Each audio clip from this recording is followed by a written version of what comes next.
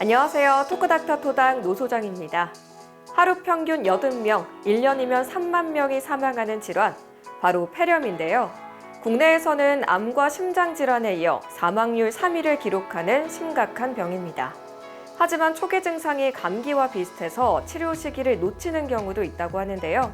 오늘 토크닥터 토닥에서는 호흡기내과 전문의 김성민 선생님과 함께 폐렴에 관한 이야기 나눠봅니다.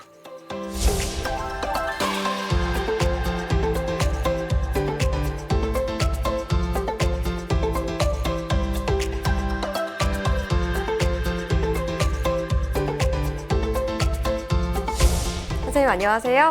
안녕하세요. 네, 오늘 이야기 나눠볼 주제 폐렴인데요. 폐렴에 대해서 많은 분들이 어렴풋이 알고 있지만 제대로 알지는 못하는 것 같아요. 폐렴이 정확히 어떤 질환인지 설명 한번 부탁드립니다. 쉽게 말해서 폐실질에 생긴 염증을 말합니다. 폐렴의 원인에 해당하는 것들이 있는데 바이러스, 세균, 진균, 기생충 감염 등을 들 수 있고 이런 것들이 원인이 되어서 폐실질에 염증을 일으킵니다. 증상으로는 발열이나 오한, 기침, 객담, 비노흡 등이 있을 수 있고 청진을 했을 때 폐 잡음이 들리거나 영상학적으로 이상, 징후가 같이 발견이 됐을 때 폐렴을 의심해 볼 수 있습니다. 네, 그럼 이번에는 많은 분들이 폐렴에 관해서 궁금해하신 부분들 확인해 보는 시간 갖도록 하겠습니다. 궁금증 모아모아 베스트 3 시작합니다. 네, 첫 번째 궁금증입니다.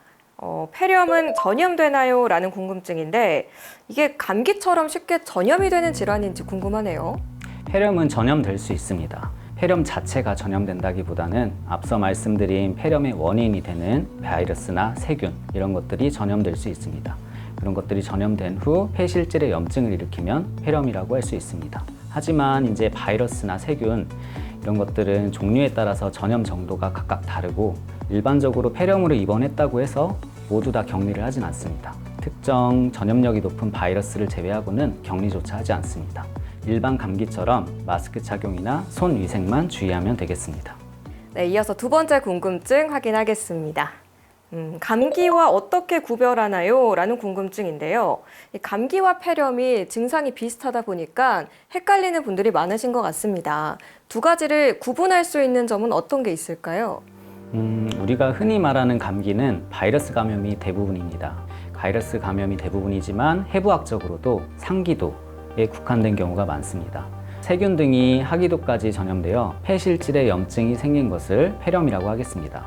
발열이나 오한, 기침, 객담 이런 증상들은 감기하고 매우 흡사해서 일반적으로 구분하기가 매우 어렵긴 합니다. 따라서 폐잡음, 청진을 해서 폐잡음을 알든지 영상학적으로 이상 음영이 발견되든지 이런 걸 확인해야 되는데 적어도 일반 감기 같은 경우는 증상이 일주일 이내로 소실되는 경우가 대부분입니다. 따라서 1, 2주 이상 지속되는 이런 감기 증상이 있다면 병원에 내원하여 꼭 진료를 받아보시는 것을 권장합니다. 네, 그럼 이어서 세 번째 궁금증까지 확인해 보겠습니다. 나이에 따라 더 위험한가요? 라는 건데요. 보통 폐렴이 어린아이와 어르신들이 특히 조금 더 조심해야 된다 이런 얘기가 있잖아요. 나이에 따라서 위험도가 달라지기 때문인가요? 우리가 경험해봤듯이 아이들은 열도 많이 납니다.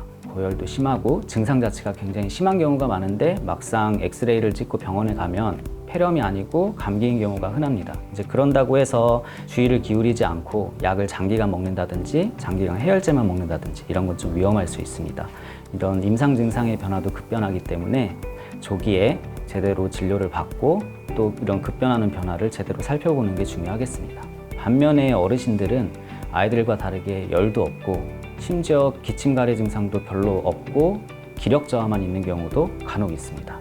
나는 평소에 가래만 많다 이러면서 집에만 계시다가 오히려 폐렴이 더 중증으로 가서 심지어 폐혈증으로 악화되어서 오시는 분들도 종종 있기 때문에 만약에 감기 증상이 지속되신다 이러면은 병원에 내원하여서 앞서 말씀드린 엑스레이상에서 이상 음영이나 적어도 청진을 해서 폐 잡음이 들리는지 이런 것들을 조기 확인하는 게 중요하겠습니다.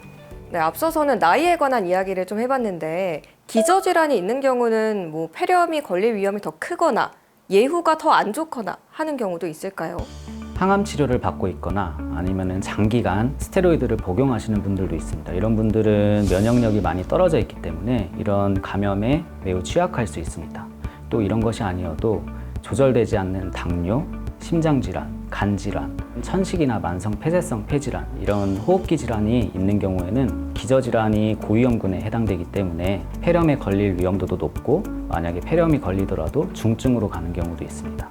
따라서 이런 분들은 조기에 증상이 있을 때 바로 병원에서 확인하는 것이 좋고 필요시 적절한 항생제를 사용한다든지 무엇보다도 예방접종이나 이런 감염의 예방을 하는 것이 무엇보다도 중요하겠습니다. 폐렴에 관한 궁금증 해결되셨나요? 지금까지 궁금증 모아 베스트 3였습니다.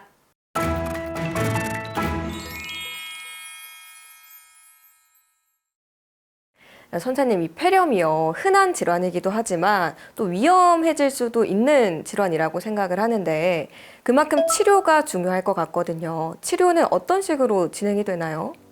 폐렴은 일반적으로 세균 감염인 경우가 많이 흔하기 때문에 항생제 치료가 기본이 됩니다. 세균 외에도 바이러스, 진균, 기생충 이런 원인이 아주 다양하기 때문에 경우에 따라서는 항진균제, 항바이러스제를 쓰기도 하고 스테로이드를 병용 치료하기도 합니다.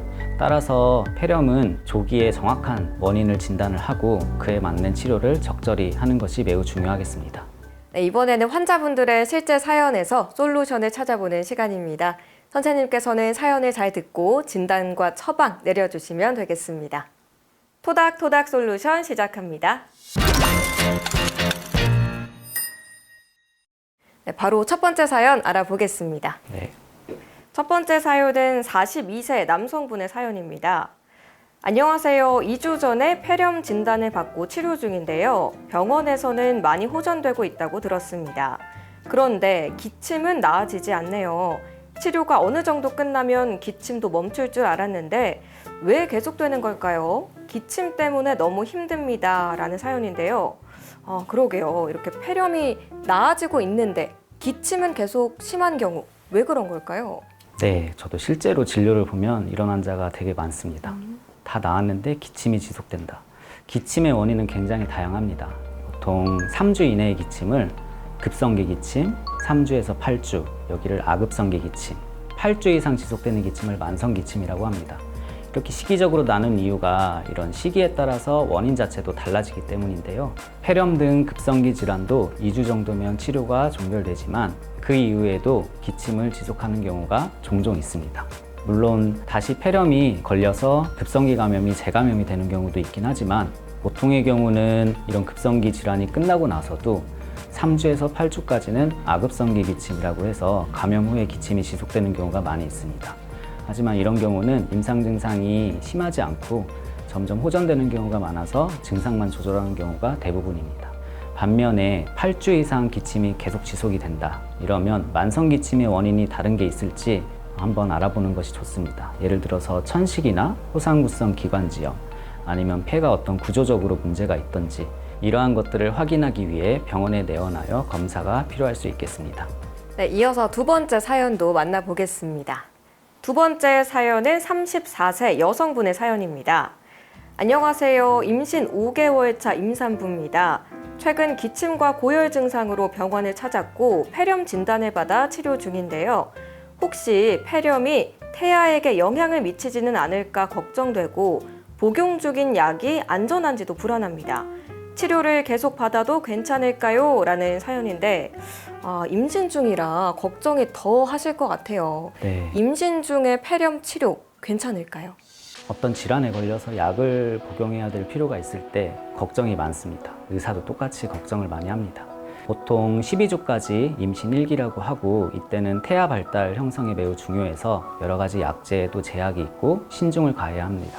12주 이후라도 100% 안정성이 확립된 약은 없다고 보면 됩니다. 일부 항생제의 경우 임신 1기라도 안전하게 사용할 수 있는 약이 있기 때문에 정확한 진단을 통해 폐렴이 진단되었다면 항생제를 끝까지 사용하는 것이 좋고 설사 중단을 하더라도 의료진과 상의를 해서 결정하는 것이 좋겠습니다. 많은 도움 되셨나요? 지금까지 토닥토닥 솔루션이었습니다. 네, 이번에는 퀴즈를 통해서 폐렴에 관해 쉽고 재미있게 이해해보는 시간 갖도록 하겠습니다. 네. 건강상식 능력고사 시작합니다.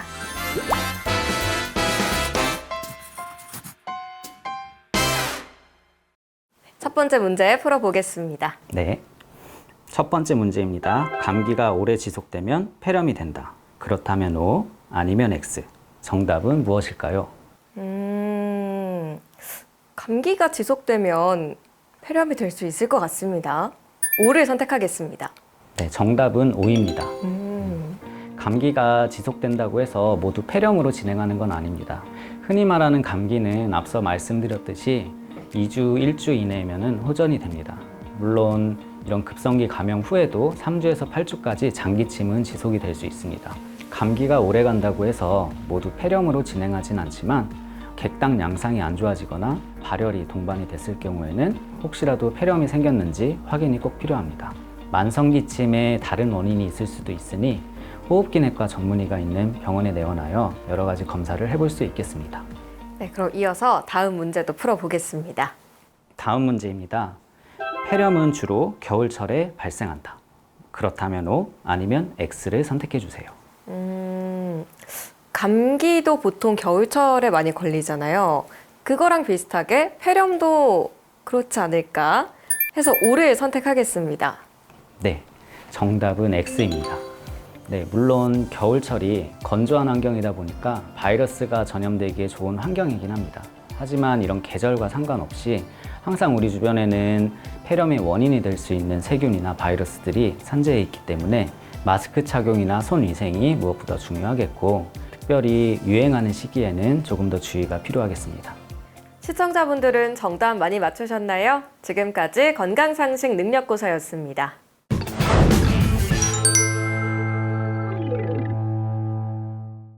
네, 선생님, 아무래도 폐렴을 예방하는 가장 확실한 방법이 있다면 백신 접종일 것 같은데 네. 백신의 효과가 실제로 어느 정도 된다고 보시나요? 백신이 모든 폐렴을 예방할 수는 없습니다. 예를 들어 폐구균 백신은 23가지 혈청형에 대한 예방 효과가 있지만 실제 폐구균은 이보다 더 많은 혈청형을 가지고 있습니다. 이와 같은 원리로 독감 바이러스도 마찬가지고 우리가 최근에 맞고 있는 그런 코로나 바이러스 백신도 마찬가지고 모든 것을 다 예방을 할 수는 없습니다. 다만 예방접종을 하신 분은 폐렴으로 진행하는 것을 막기도 하고 실제 폐렴이 걸리더라도 중증으로 가는 것을 예방하기 때문에 고위험군, 고령 이런 경우에는 예방접종을 권고하고 있습니다. 네, 선생님, 그러면요. 백신 외에도 폐렴을 예방할 수 있는 또 다른 방법들이 좀 있을까요? 우리가 흔히 알고 있는 그런 상식입니다. 우리가 앞에서 살펴봤듯이 폐렴의 원인균들을 생각하면 되는데요. 세균이나 바이러스 이런 것들은 비말 감염이나 공기 중을 통해서 전염될 수 있기 때문에 손 위생이나 마스크 착용이 무엇보다도 중요하겠습니다. 특히 유행하는 시기나 어떤 밀집된 공간에 있을 경우에는 이러한 것들이 더 중요하겠습니다. 2주 이상 지속되는 기침이 있다면 꼭 호흡기내과 전문의가 있는 병원에 내원하여 필요한 검사를 받아보시는 것이 좋겠습니다. 토크닥터 토닥, 오늘은 김성민 선생님과 함께 폐렴에 관한 이야기들 나눠봤습니다. 다음 시간에도 유익한 의학 정보로 인사드리겠습니다. 함께해 주신 시청자 여러분 고맙습니다.